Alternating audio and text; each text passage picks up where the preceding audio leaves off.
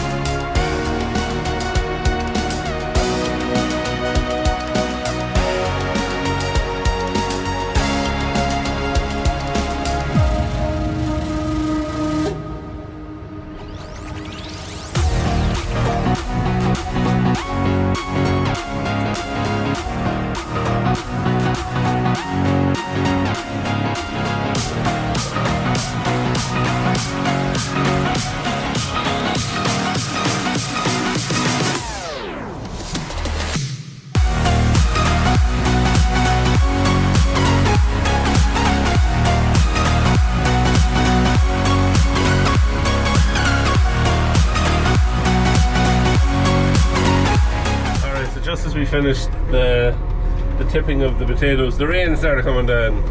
What's new? So we're doing a beef mix first, mix for the beef cattle. We started off with putting in some feed potatoes.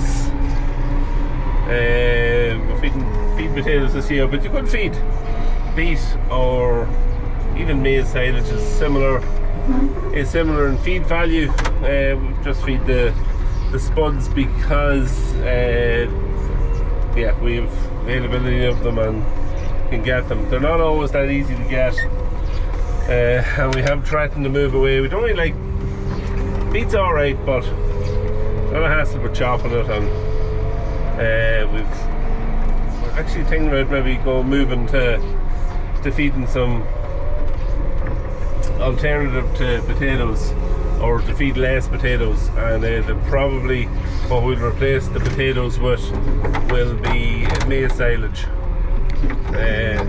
Had a small amount of maize in the past, but not that much, but we'd like to maybe go back to that. Next up into the mixed ration is some of our homegrown treated wheat.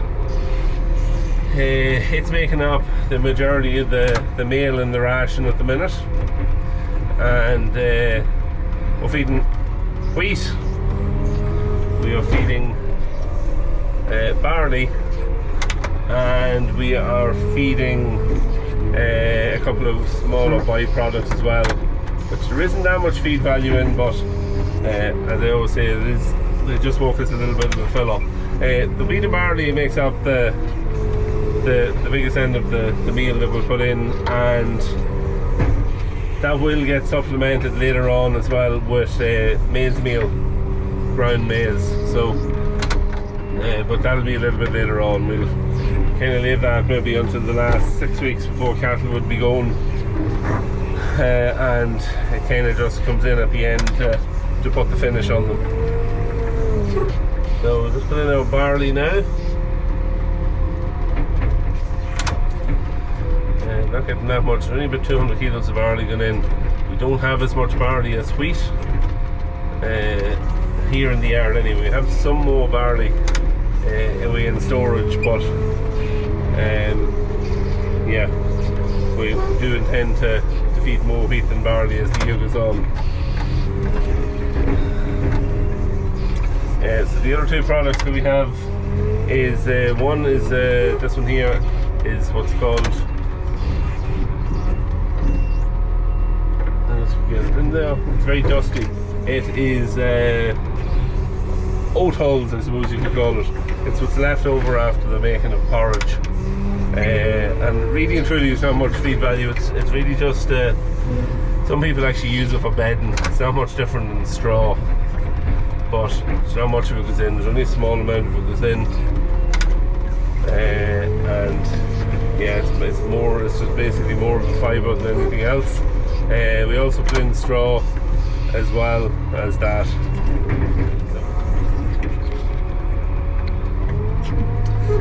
Last but not least is it's also a wheat residue. It's a byproduct of making or brewing beers. Again, not much feed value in it either. It's more of just like a fill up. There is a nice enough smell of it, but yeah, that's about as far as it goes.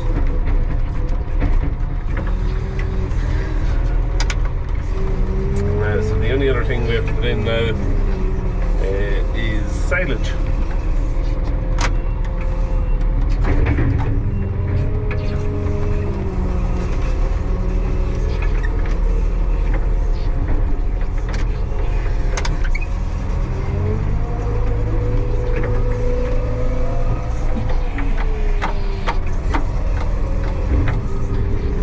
Tidied up the front of the pit quite nicely, and we almost have a straight line. One more block cut across and we should have a nice straight wall on the front of it.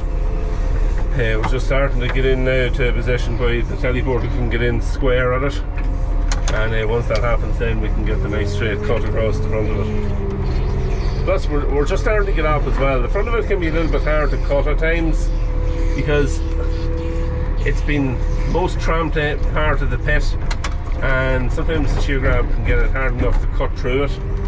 So once you get back 3 or 4 widths, a couple of widths, 3 widths maybe of the shear grab, it starts to get then to a point where you can where you can actually cut a nice cut on the silage. So yeah.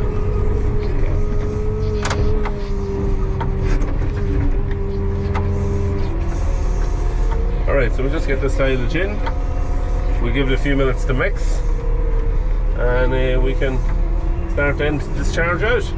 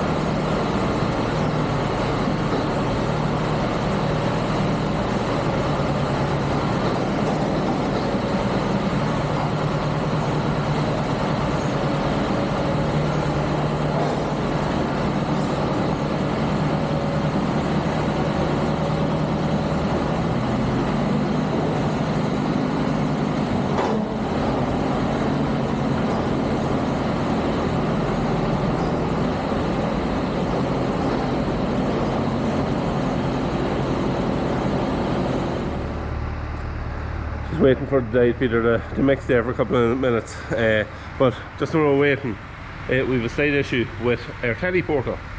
It has developed a little bit of an oil leak over the last, I don't know, the last few days. Started to show its head.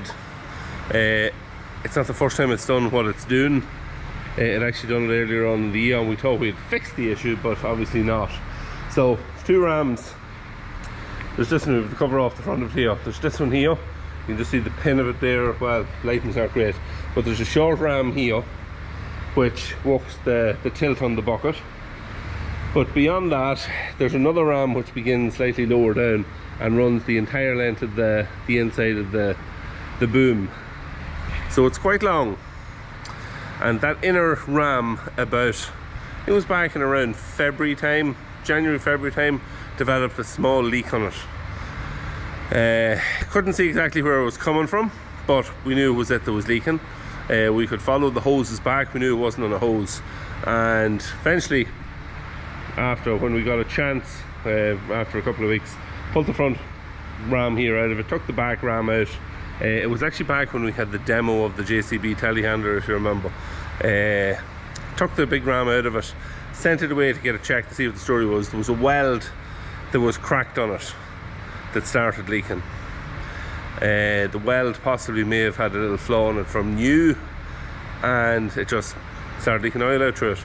So that was re-welded. There were new seals put in the ram when it was out, thinking, okay, this will be it, it'll do lovely, it'll do the job now for another 10 years. But it started leaking again. Looks like in the same place, or on the ram, on that same ram. So we're going to have to try and take the ram out of it at the front of it now, and we're going to have to do that at some stage this week, because we were going away for a week's holidays in a couple of weeks time, and we want to have this job done before we go away. So yeah, we're going to take the ram out anyway and see if we can get it sorted. We've got a loan of a teleporter kind of lined up, so because when the ram comes out of it, by the time it goes away, gets sorted, gets fixed and comes back, could be 3 days, maybe 4 days. It's not all the work that a teleporter would be doing when we have it, but because like this teleporter now, once the field work and everything's finished, it's only going to be doing about an hour and a half a day at most when feeding, so it's not exactly doing much. But yeah, we're going to have to get this job done anyway, because it is just leaving a couple of little puddles around the shed. Anywhere it's parked there last night, there's a little puddle there, and it was parked here for a couple of hours yesterday, and there was a puddle left there. So no good the way it is. It's going to have to be sorted. There's always something. We may even, I don't know, we may even look and see if we can get a second-hand. If we get a second-hand ram altogether maybe, and just put, you know, if it was a good ram, just put it straight into it. Because you're surprising how much work that ram does in pushing in and out, and every job you go to do, you're nearly telescoping in and out the boom. So yeah, need to get it sorted. The beef stock just done, and they're just settling down into doing a bit of eating. Some of the cattle that we bought this year, I haven't really showed them yet, but the shed here is full. We've a bit of a mix in this shed of bullocks in this pen here. We've a full pen of bullocks. I haven't had that many bullocks over the last number of years, but we've put a full pen of bullocks in there. These here is a mix of bulls. Yeah, just a mix. Some of our own stock is in here, the usual, and a mix of ones then that has been bought in, and maybe a few rare ones in there amongst them as well. And yeah, they're all just getting moved off onto full feed. Same again here. Bulls, a few bullocks mixed in through them as well. And then this pen here, this is the pen that we have split in two, and it is bulls that's all in it. These pens were, as these cattle have been bought in, what we done was we had them in the top shed. So bought in, they were vaccinated, dosed and vaccinated, and then introduced to each other in smaller groups beside each other in a couple of smaller pens up there, put together and then moved down in here. And so yeah, these here got introduced together in the top shed, as did these here. And now that they're kind of beside each other in this pen, what we'll do is we will take this gate out over probably the next week or so, and yeah, just let them all together, and it'll save having to keep poking at. There's two drinkers in this shed. There's another small one in that corner over there, but we can turn it off then and they can all walk out of the one drinker. So yeah, that's the cattle that we've in. Bit to go. They're just moving up on feed at the minute. We're upping the feed potatoes all the time a little bit. Same on the meal. Meal hasn't been up that much, but we will up it again, and we'll just slide them up onto the full ration over the next number of weeks. The bullocks, you can see them moving already. The bullocks, some of the bullocks could be fit before Christmas. So yeah, we'll just have to keep a tight eye on them. We don't want them going over fat. But yeah, bullocks are moving nicely. We'll be happy with how the bullocks are moving. The bullocks have a bit more age to them, a wee bit more size to them even than the bulls that we purchased. So yeah, but we'll be keeping updates coming on them over the winter, and just how they're going on and how things are progressing. Right, we'll go up to the top shed and we'll have a look up there. So moving into the other shed, here is our heifers. So we've 2 pens of heifers this year. These heifers are a mix of our own, some reared and some bought in, and these have been grazing outside up until the last couple of days. So they're literally just in, and we're just trying to get them adjusted onto a ration. They are getting some potatoes, which they are handling fairly well. They had them clean over the last couple of nights, so happy with that. They like the potatoes straight off, because sometimes that can be an issue, and you can end up with a lot of potatoes there. You can put cattle in and put a couple of 100 kilos or 100 kilos of potatoes into the ration, and they may not touch them. They could all be there, and you end up having to shovel them back out, and it leaves a bit of mess and then work with them.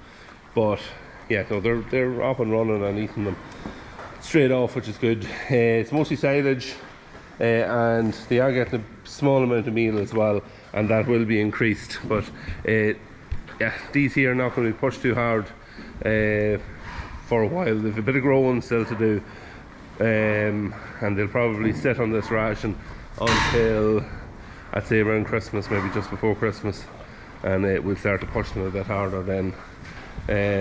But they are a bit bigger than last year, the heifers, but we'd just like them to grow another wee bit, and then we'll push them on and get them finished. Yeah, so 2 pens of them.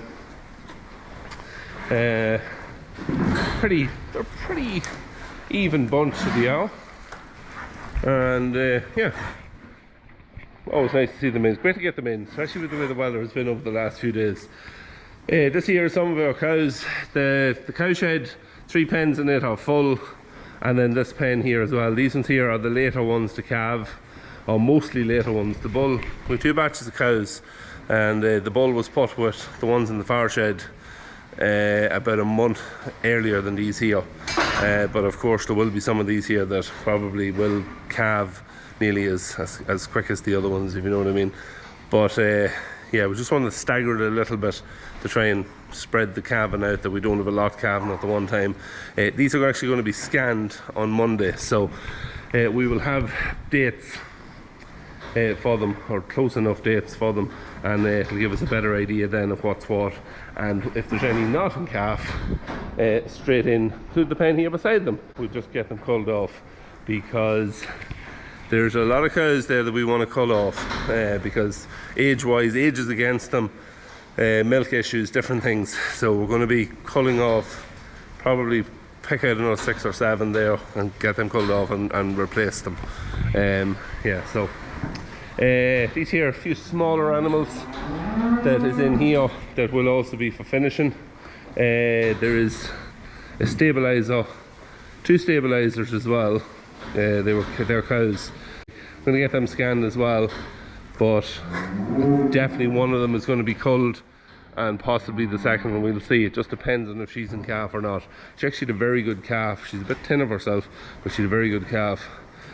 She's the only one of them, the stabilizers, that turned out to be any good. She's not the prettiest to look at, but she had a great calf. So still a few more heads needed in here. We were just stalling it out just to see how many we need. Kind of depends on the cows. So if there's 4 or 5 that's not in calf, or 2 not in calf, or a few that we want to cull off, they're going to go in here along with these, and then we'll fill the rest of the pen up then with bullocks. and they'll fit in nicely with the cows. These wee bulls, don't think they're going to give the cows much hassle. They're kind of small enough of themselves, and it'll take a wee bit longer to finish them because of their size anyway. They'll be laying on a wee bit longer, whereas the cows will finish quite quickly once they're in on the feed. But yeah, so we're going to fill this pen up with bullocks, and then that'll be it, mostly more or less all filled up. Yeah, the top shed, weanings is in, there's 5 pens in that shed. 4 of those pens are full, and then we have 25 reared calves outside, of which there's about 14 of those, 14 of those we're going to take in, the biggest of them, and they're going to go into that shed, and that'll be it full as well. That'll be all the sheds then full. So yeah, good to have them in. Good to have them in. They're easier to look after now inside, and with the way the weather has went over the last number of days, we thought it was wet last week. It's 10 times wetter now. It's torrential, and as I speak it's just starting to come down again. So that's it for today's video. Hope you enjoyed it. Just one quick look around, show you what we have in, what we're feeding, and we will do more elaborate feeding videos later in the year as the thing goes on, and I'm not just as busy with different bits and pieces going on in the yard and other stuff. So yeah, that's it for today's video. Hope you enjoyed it. Leave a like to the video if you did. Comment down below if you have any questions. Subscribe if you haven't already subscribed. See you in the next one. Also, sick bay. It has 3 entries into it at the minute. The 2 black guys, not much wrong with them. They'll soon be able to go back into the slats. They were just a little bit lame. Whereas the red guy came out this morning.